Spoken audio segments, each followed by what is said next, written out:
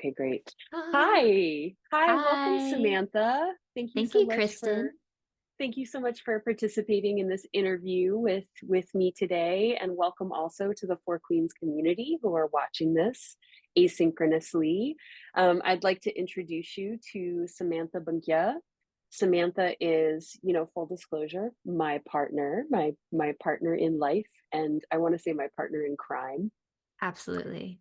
as well as a musician, a music producer. She is the director of Rogue Violin Studios, and her stage name is Rogue Violin.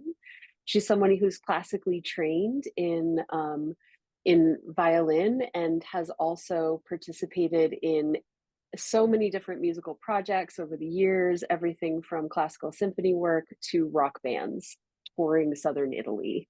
So excited to be with you here today, Samantha, and just anything else you'd like to tell us about yourself or your current projects or Rogue Violin Studios before I start asking you questions about autobiographical experiments.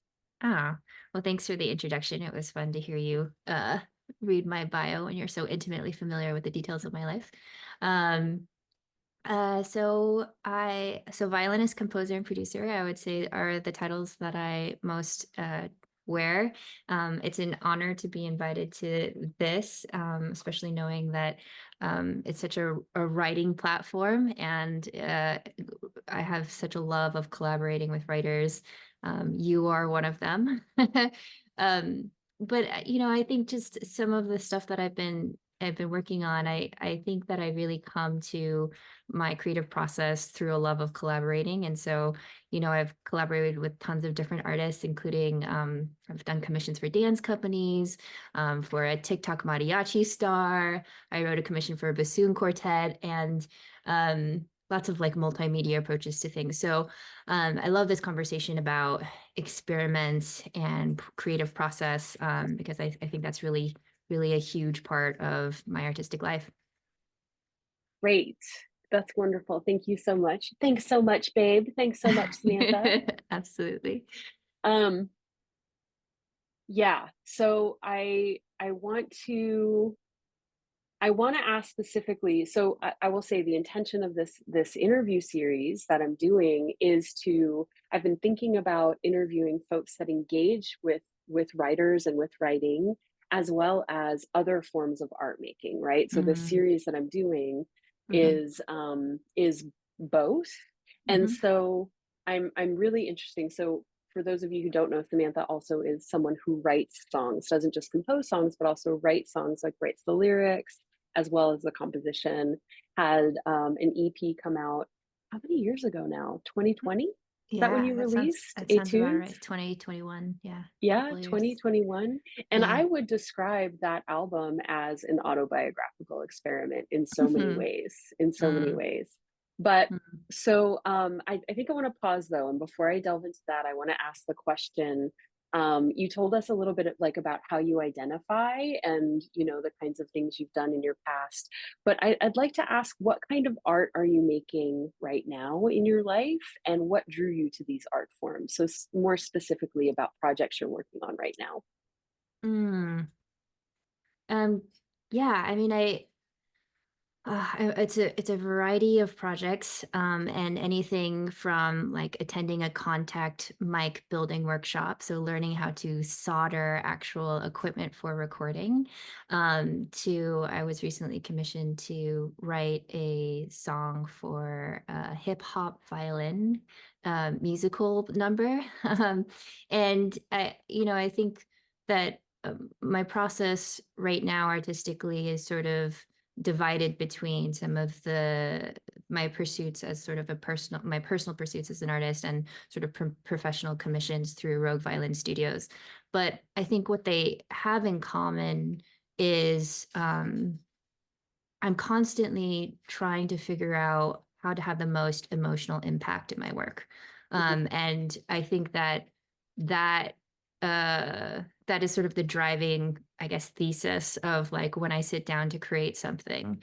And maybe that's through experimenting with sound in this way where you're you're connecting a contact mic to the bottom of a glass jar, and somehow that magnification of ice in the jar is like representative of sort of an inner turmoil, right? This is a soundscape.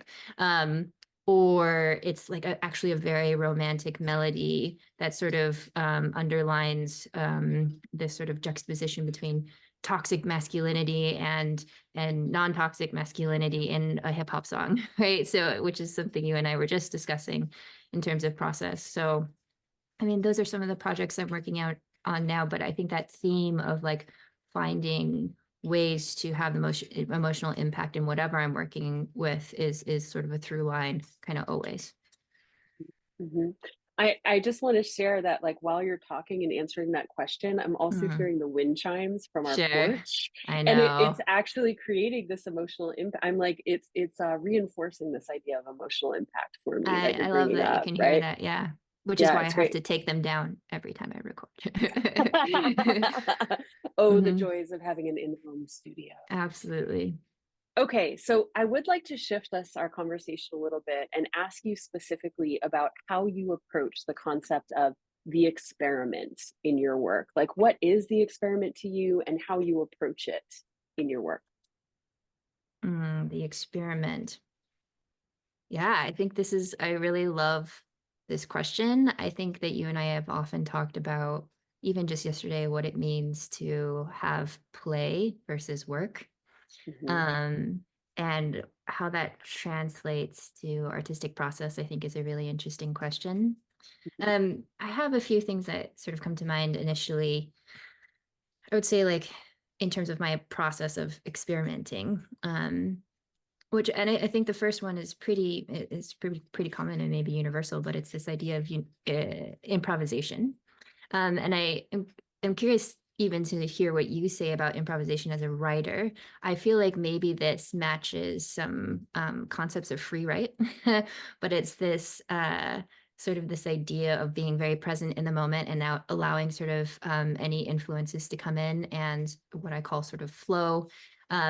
I think improvisation for me happens in both like a solo setting as a musician, sitting down and experimenting with melodies, but also in a collaborative way. If there's another person that I'm working with, that there's experimentation or improvisation, there's experimentation happening in the improvisation between two people. And by that, I mean, um, improvisation is sort of making things up in the moment. I think that what helps me very much in these moments of improvising to not get lost or not be like, oh my gosh, I don't know where to go from here, or here's a note and I just like I don't really know where it leads, is often to provide myself before the improvising process with some constraints. Um, and those constraints could be how much time I'm going to spend on the improv. Am I gonna is this going to be a 3 minute improvisation where I'm like playing music for 3 minutes? If I'm lyric writing, am I gonna like say that I have 20 minutes to work on this? So like the actual like having a box to hold the experimentation in, I find is very helpful for me. Um, I also really love the constraints that happen around um, exploring like juxtapositions. So there's something about like choosing a juxtaposition. I mean, certainly musically, but I think also in words where I'm going to think about dark versus light. So I'm going to choose to improvise around these sort of what I consider dark sounding melodies and introducing like a transition to light. And so using a bit of a theme or a constraint of that kind of juxtaposition, I think is really fun. Um, Other approaches to the experiment. Oh, I think I'm very deeply influenced by the place in which I'm experimenting, the actual location. You mentioned the wind chimes, but this is absolutely part of, I think, like an awareness of like responding to your environment. Sometimes it's the sound of traffic. Sometimes it's like maybe a radio song coming in from like the neighbors next door. But yeah, I think those are all things that I try to tune into when I'm sitting down to experiment. Um, and then I think finally, It's about having a sense of curiosity. It's about really like like digging into this sense of play, in which there's like a lot of release of expectation that the experimentation needs to be like good or bad, that there's a release of judgment around the experimenting. And that's really hard. I think that's like something is going to be a lifelong process for me to learn. But yeah, like finding a sense of curiosity that sort of transcends judgment. So you can just be in the moment with your improvising process, and sort of allow yourself to be playful. I love, there's so much juicy goodness in your answer. Thank you. Oh, I yeah. love the idea of the constraint, right? Providing an Mm, opportunity for the experiment to blossom. I love this concept of like really making sure you're entering the experiment with a lack of self-judgment, or like the way I would yes, talk about that with my students or my own writing is to like shut down the editors, right? They'll have time later to come in and have a voice. But absolutely. right, like you can't create with the editor in your ear right And, away, right? and would you say, or would you agree that like the editor voice versus the experimenting voice is a little bit like a difference between work and play modes in your artistic process? Or is there like a Yeah. playfulness for you also in editing? I'm just Well, I curious. think there can be. I think there Mm. can be. Well, who's interviewing who here, Samantha? I Yeah. will say short answer, that I think that the more I approach my editorial work with a sense of play, Mm. the better and more productive and more useful it is.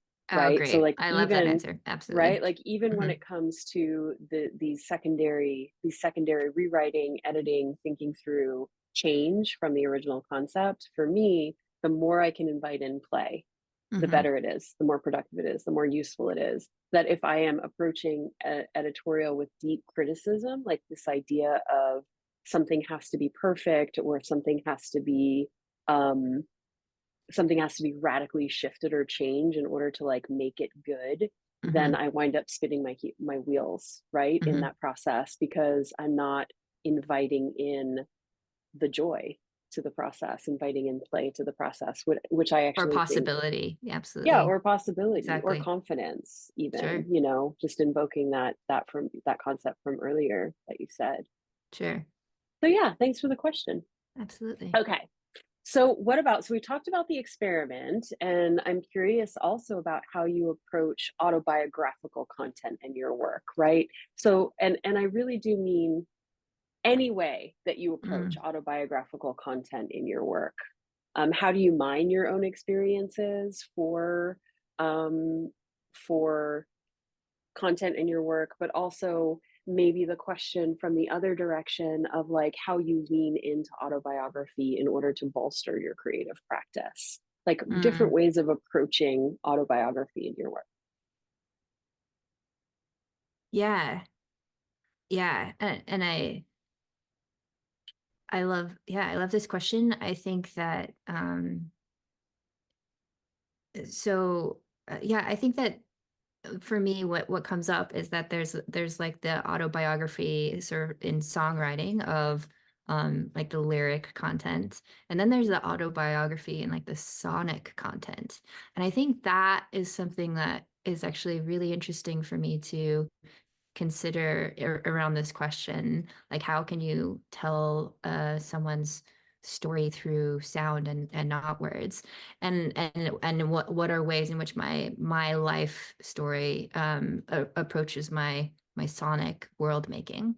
And the first example that comes to mind is this EP that you mentioned, Etudes, but there's a track on it, the very first track called Idealism, and in that track, I actually use a small quote from this Beethoven Violin Concerto. It's one of my favorite concertos, but it was also just a very meaningful um, piece that I studied when I was going through music conservatory, and this sort of entire album is about that experience and actually about like a lot of trauma in that experience. So this was like a really meaningful, specific, like autobiographical like quote of that time in my life. And so the entire track is actually it's instrumental, but I still feel like it's very representative of like this place that I've come from, being like sort of my classical training, but I use it in this very non-traditional classical way, and I quote it in a completely different sort of genre. So there's almost like autobiographical elements in my choice of genre and arrangement. So there's that. And then I would say in terms of lyric content, yeah, I mean, there are these there I think that there are moments where I talk about also in that EP, there's like each track is sort of representing like a different like major feeling that I'm going through. And I think that like going back to this thesis of like how do I have the most emotional impact in my creative process, I think that we return to like our own experiences, like and like we learn from our own experiences, and these are things that we draw from as artists because they have sort of the most truth under them, because they are the lens in which we view these experiences, and there's hope that when we share these that they will be related to. So is this answering that question?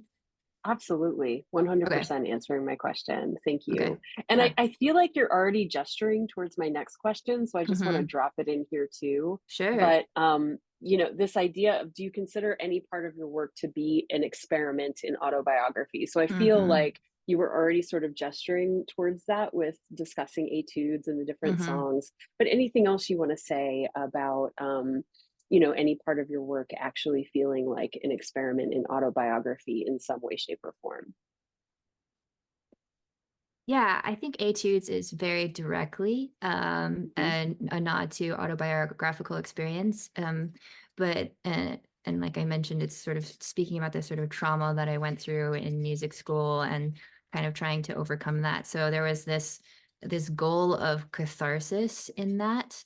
I think what makes it an experiment is that it's a I mean, it was an EP. It was versus sort of like here's a book about my experience. I guess I often associate autobiographical stuff with very as a very literal term, literary term. But the reality is that so many, I mean, singer songwriters and artists we're drawing from our own experiences. Um, there's this. I don't know, there's this line that comes to mind in this song that I write in Anxiety, where I'm I'm talking about being very anxious about performing, and I talk about like um this moment of like being afraid to drop my bow. And I think about this line a lot because it comes up for me. I get nervous when I perform. Um, but I remember that when I sent this off to my mastering engineer to hear it, I was really nervous about people sort of hearing this and like, oh no, I'm revealing this stuff, and maybe I shouldn't. It's very vulnerable, very personal. And she was also a musician who had once been trained classically and did not, and I didn't know this before sending it to her to work on this mastering. And she wrote me back and was like, this particular moment and this sort of example, like it was just really moving to me, and I just related to it so much. And so and that there was a sense of then being able to like feel connected in my own experience by sharing it, which was just a huge joy. And I think I very literally used this project as an experiment, because I was trying. It was one of my first attempts at producing anything sort of solo by myself, and so I was actually sort of analyzing other productions that I really admired, and for each song would use a different analysis as like sort of a template or inspiration for one of these songs, which I think is completely like that was the experiment, was taking the constraint of these like things that I liked from other songs and then experimenting them with my own, and then inserting some autobiographical like quotes and references. And then sort of that's what happened with that album. So that's an example, Yeah. I think, of experimentation. I love that I love that you brought vulnerability into the conversation we're Mm, having, because I sure. just feel like so often it is like vulnerability that helps us to connect with the other, right? That helps us to connect with the mixing engineer that you didn't know might have had a similar experience. That helps us to connect to audience, to reader, to listener, right? It's Hmm. like when we allow ourselves, it's scary. It's scary in autobiographical experiments to be vulnerable, to Hmm. reveal, Hmm. right? But I think it is that vulnerability that allows the spirit in, that allows the spirit of connectivity in. Hmm. So I love thinking about that. Thank you. I just Hmm. have one final question before we Absolutely. end today. And you talked about maybe even you could share with us some of the sort of inspirational tracks for etudes, but if not that, even if there's someone you've come into contact with since then, is there an artist that is working right now or that you've been inspired by that you would characterize as doing an experiment in autobiography? So just an Hmm. artist that you might admire for doing their own experiments in Well, I autobiography. really admire your work, Kristen Nelson. Oh gosh. In fact, I would say that a lot of the I the should work have that I you and should have I, said you're not allowed to talk about Kristen, my work before our Kristen and I interview. have collaborated for many, many years, for about 10 years. But I'm actually thinking about, so, and I have a couple other examples as well, but one of the examples I was thinking about for us was setting the hymns that you wrote, which were also an experiment in autobiography, would you say? Yes, Um, absolutely. um, and setting them to music. Mhm, And I really, I really admired the entire approach to researching hymns, to like creating for like using that sort of form in your way of mhm, storytelling and your way of like almost um creating ritual, which is inherent in him, like creating rhythm, and for me sort of like picking up and being able to take that rhythm and create music from it. I loved that process. I also loved working with the very beloved Frankie Rollins mhm, on her grief manuscript. Frankie Rollins, the founder of the Fifth Brain Collective, and beloved writer for Four Queens, right, part of the community here very often. I got to work with Frankie to turn her manuscript, the grief manuscript, into a short creative film, and I did all the directing, producing, and film scoring for this film. Um, and I think her approach to vignettes and her approach to sort of including vignettes and sort of imagery as sort of like that is very fantastical as ways of getting closer to this truth telling of like a time of great grief in her life. So was I don't know, it was just really whimsical and also moving and inspiring, and sort of then to take that project and turn it into a video project. This was during the pandemic, and she collected a bunch of sort of art based on this book, and we put it together in a video. And that was like it was a fantastic project to collaborate on. So those are some mhm. examples that come to mind. Thank you so much. Thank you Hmm. so much for sharing those, Samantha. Thanks for giving me a little shout out. I appreciate it. And I Absolutely. just want to mention, I just want to mention that if folks are interested in learning more about Samantha's practice, listening to etudes, it's widely available Oh, on all sure. sorts of musical prep. But probably the best way to connect with her and her work is through her website, which is rogueviolin.com, ROGUE violin.com. Thanks. So feel free to check out Samantha there. And thank you so much for spending this time with us today. Thanks for inviting me. Bye. You want to have lunch? You want to have lunch? Let's go have lunch. Okay. I'll see you Okay. in a minute for lunch. Bye. Bye.